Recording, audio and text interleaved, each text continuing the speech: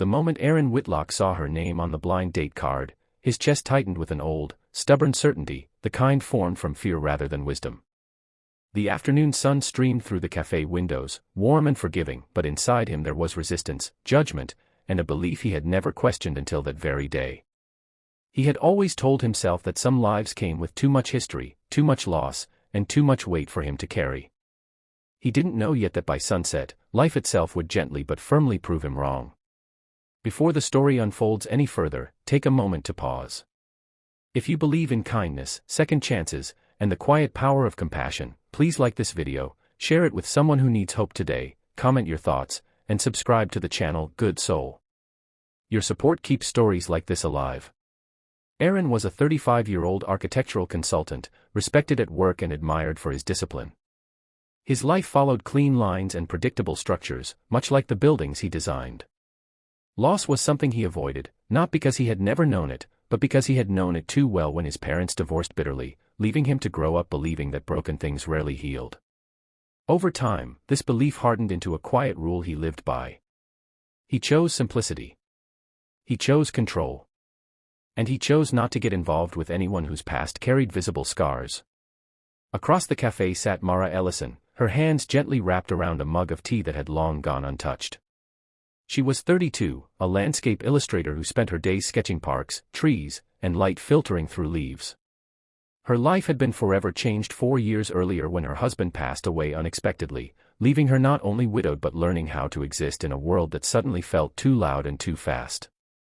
Yet she had learned to move forward, slowly and with grace, finding beauty in small things and strength in surviving another ordinary day.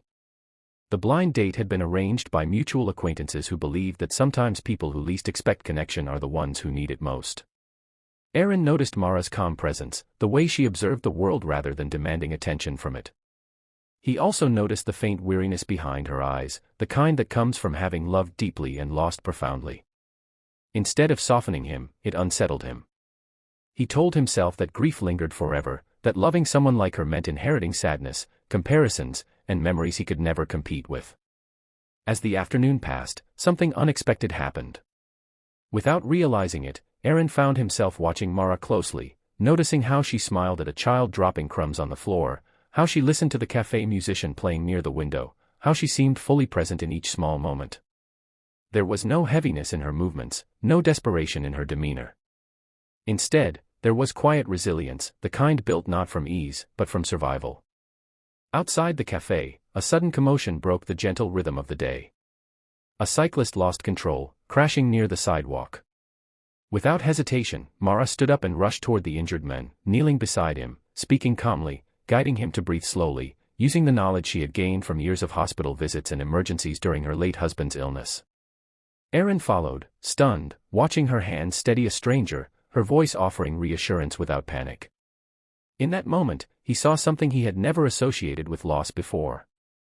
He saw courage shaped by compassion. The cyclist was helped away, the street returning to its normal hum. But inside Aaron, something irreversible had shifted. He realized that the strength Mara carried did not come despite her past, but because of it. Her love had not disappeared with loss, it had expanded. She had learned how fragile life was, and instead of closing herself off, she had chosen to be gentler with it. As the sun began to lower, casting long golden shadows across the pavement, Aaron felt the uncomfortable truth settle in. His rule had never protected him.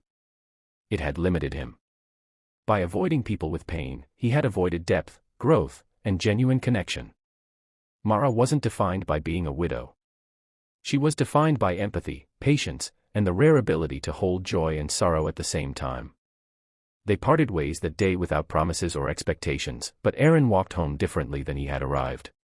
He felt humbled, aware that life does not teach lessons through comfort, but through moments that quietly dismantle what we thought we knew. In the weeks that followed, Aaron found himself re-examining his beliefs, his fears, and the walls he had carefully built. He realized that love was not about finding someone untouched by pain, but about recognizing the beauty in those who had faced it and still chose kindness. Mara, in her quiet strength, had changed him without trying, simply by being fully herself. Before this story ends, please pause for a moment and comment below. Share one word that describes how this story made you feel, or tell us about a time when life taught you a lesson you didn't expect.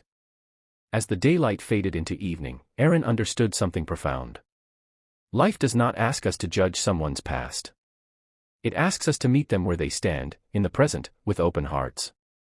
And if this story touched your heart even a little, please like, comment, and engage with this video. Your support means more than you know, and it helps keep stories of compassion, healing, and second chances alive on Good Soul.